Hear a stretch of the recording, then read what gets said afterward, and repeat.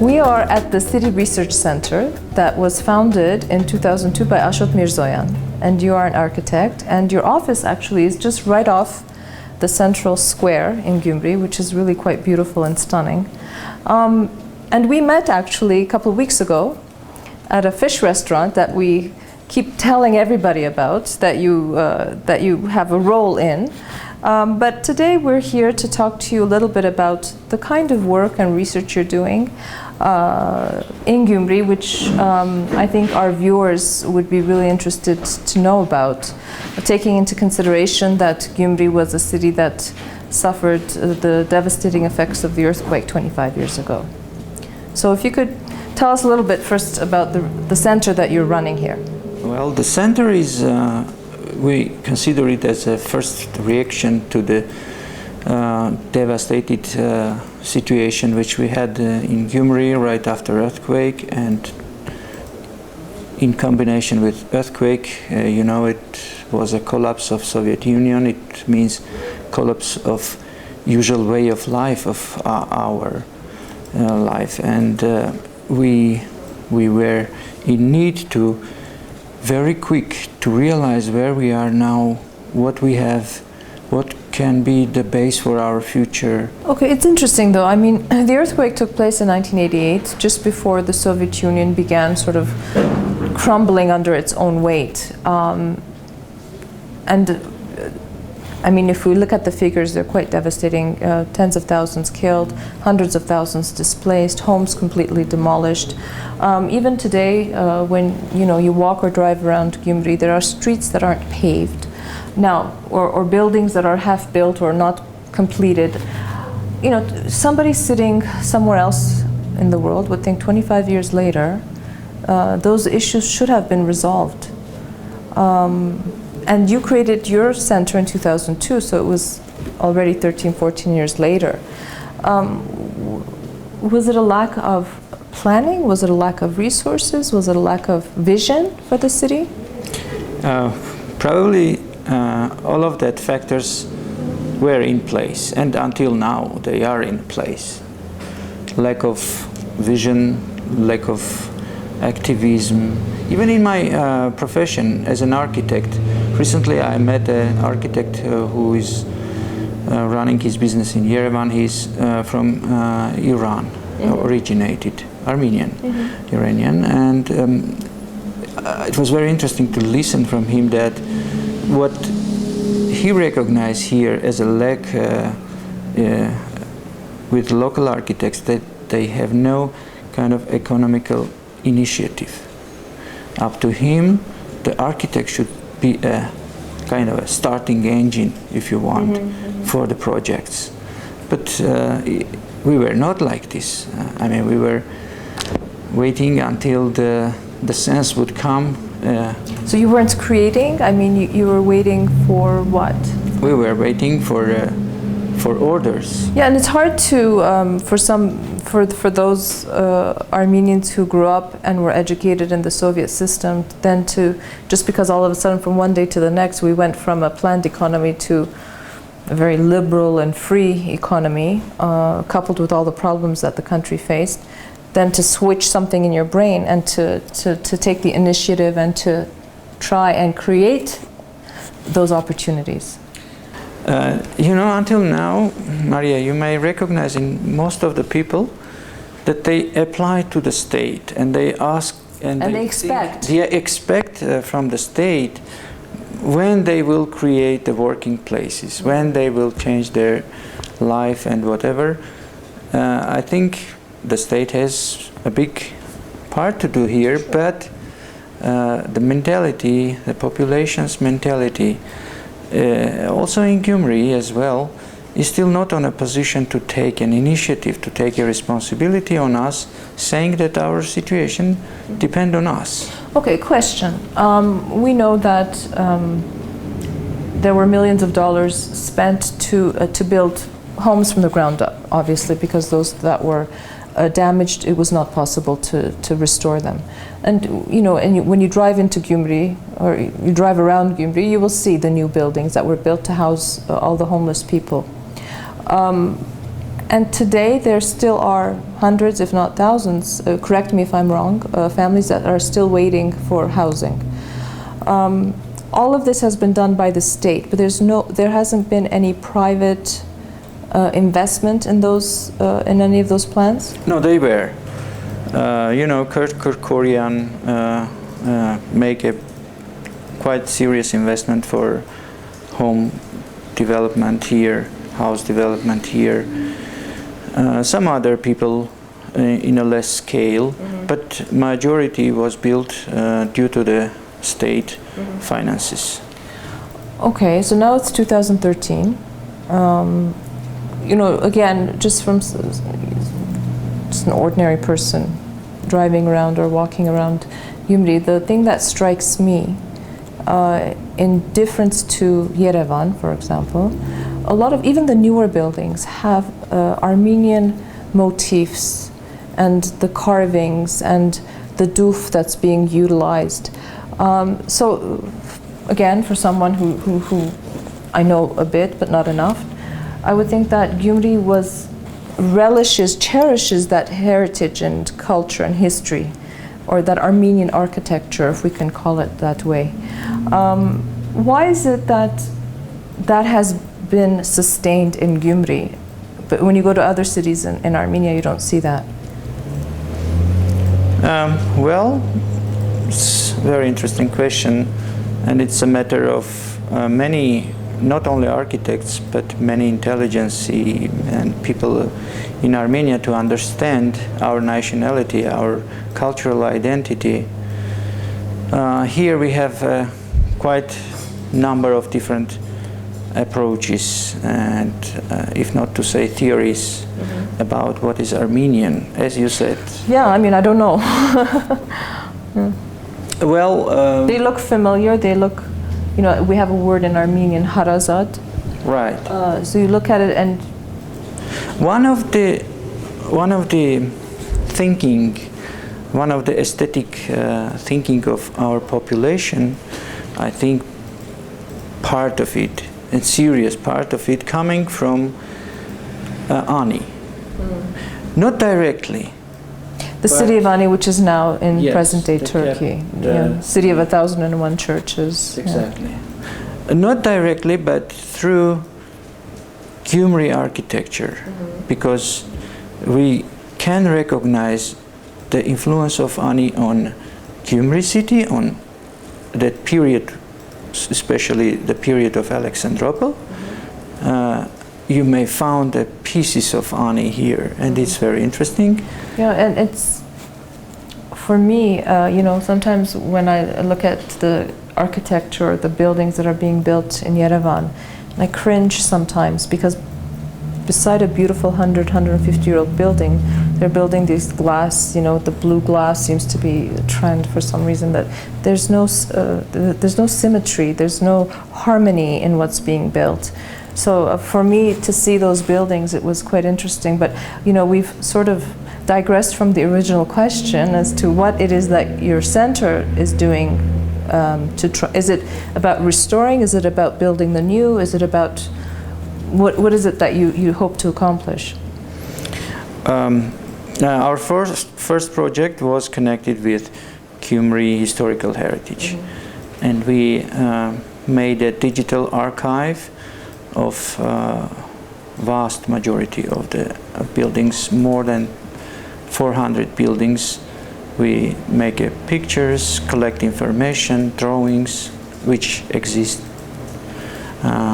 and this archive gave us possibility kind of realize and recognize that potential that we have. And the wealth, the cultural wealth that exists. Right. And then naturally, when we have the base, we have structures, we should think about how that structures could work for us. And of course, there is coming first like economy, tourism, how they can be changed, articulated, adapted for tourism business. City environment, how to make city more, dwellers oriented. Yeah, I must say that the driving here is slightly more crazy than in Yerevan, slightly more crazy. And I think that also has to do with the city sort of the way the roads are designed. There's more squares and one-way streets, and maybe it's because it's unfamiliar for me, but driving here was slightly and crazier. Okay, so after you did you made the archive a database of those buildings that represent some kind of cultural value. Then what do you do? We start some travels, and during our travels we realize very similar architectural styles in Georgia and in Turkey, in Kars, which is only 70 kilometers from here. And we start to think that it is good to think about problem and talk about the problems in a global scale, not as a little Gyumri city. Regionally. Regionally, as a part of the, why not the world culture? Cultural borders are quite different from political borders. Of course. So the cultural borders, if you want, they are quite larger. Yeah, more transparent, and they flow, and it's not like there are definite lines that are drawn. And we start to feel that we are really kind of separated. And then we realize, well, influence is coming from Russia. To Russia they came from Europe. Some influence came from Europe directly to Alexandropol. You can't imagine how close were the links between Alexandropol and Europe. And Alexandropol is the older name of Gyumri. The older name of Gyumri, before revolution. Right. It was called Alexandropol, and after it was named after Lenin, Lenin Akan. Well, if it was part of the trade routes and the economic routes, it would be natural for there to be a flow of people coming and going. But of course now with closed borders with Turkey, those things have ceased to exist, sadly I would say. Your center has made some documentary films, if I'm not mistaken. One of them is here. It's called Armenia, Turkey, a film dialogue. Could you tell us what this is about? I would replace now the words Armenia, Turkey with Gyumri and Kars.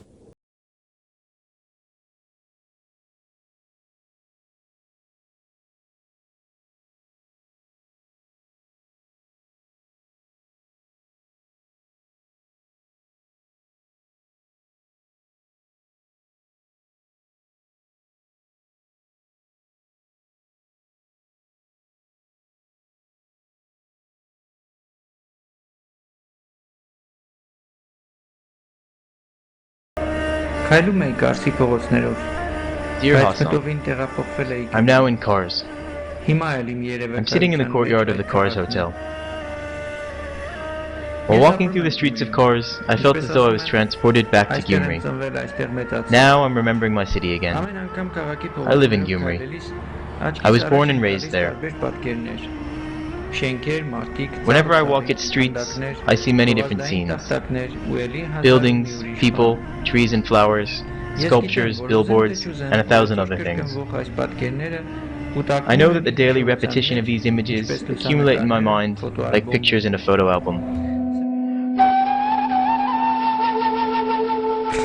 Sevgili dostum ve güzel insan Ashot. My dear friend and good man Ashot, our cities miss one another, just as I miss our friendship. Aynadan bakıyor Kars. Kars sees itself in the mirror as a reflection of Gyumri. Baktıkça Gyumri aynaya. Kars knows itself through this reflection. Sevgili dostum, ben gelemedim. Çok üzgünüm.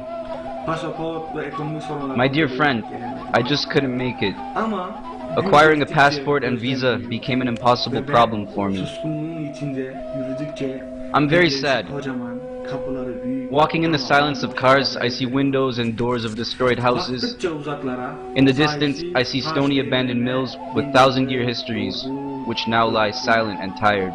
Sevgili dostum, My dear friend, even the birds have abandoned this place. yalnızlık, Loneliness and darkness wander the streets. If only the stone walls had a language. These windows, constructed of stone, are the remains of a history of bitterness. Actually, it's not about kind of general things, whole national things. We decided to bring into contact two communities, so close but so far away. Yeah, and not through the whole national ideas, but through concrete personal feelings of the people. And we decided to do it together with Kars people. Mm-hmm. And it happened that most of them were young. One of the people was me, one of the films was me, done by me and a student from Kars. It was about the gloomy and aggressive environment in our cities. Because both of us come to the point that we would like to change some things in our cities. Sure. And it's a dialogue about this. It's really about dialogue, isn't it? I mean, we oftentimes forget that makes it's such an important part of everything, whether it's negotiations or political or economic. We need to put more emphasis on that kind of human-to-human dialogue. Ashot, you were born and raised in Gyumri. You lived through the earthquake. You've seen the very difficult periods in Gyumri's history, recent history. When you walk down the streets of your city and you see, the lovely parts and sometimes the aggressive and gloomy parts, as an architect, as a citizen, as a native of Gyumri, what would you like to see for your city? Well, I would like to see the city of individuals, talented individuals who can express himself, as I assume it was, through crafts and art. City with traditions, but looking in a future. That it's very important to position ourselves in a global scale, in a global world, but not to limit ourselves with just non-existing perspectives. Be realistic, be more pragmatic, but have a feeling of nativity, of belonging, of belonging, right. So does Gyumri have a particular cuisine that I've missed out on, except for the fish that I ate? Yes, it has. Yeah. It's a chash. Chash? But I thought chash was everywhere. Yeah, but I think everywhere people think that it's specifically this place. But it's really Gyumri's. Maybe Gyumretzis will not like what I will say. Okay. But I think it's just general dish, and it comes from nobody knows where. But they can claim it to its fame. That's fine. We can say that next time we come to Gyumri, we'll go eat chash with you. And I hope that more and more of us begin to see things differently and in a new light, being able to be more global, not being afraid of the global tendencies or influences that might come to our country, because if we're smart enough, we keep what's important for us and we learn from what the rest of the world has gone through, perhaps. Ashot-jan, I'd really like to thank you for talking to us today. I'm really looking forward to watching some of these productions, and I wish you great success, and I think what you're doing is very important, especially to a city like Gyumri. Thank you very much. Thank you. My pleasure.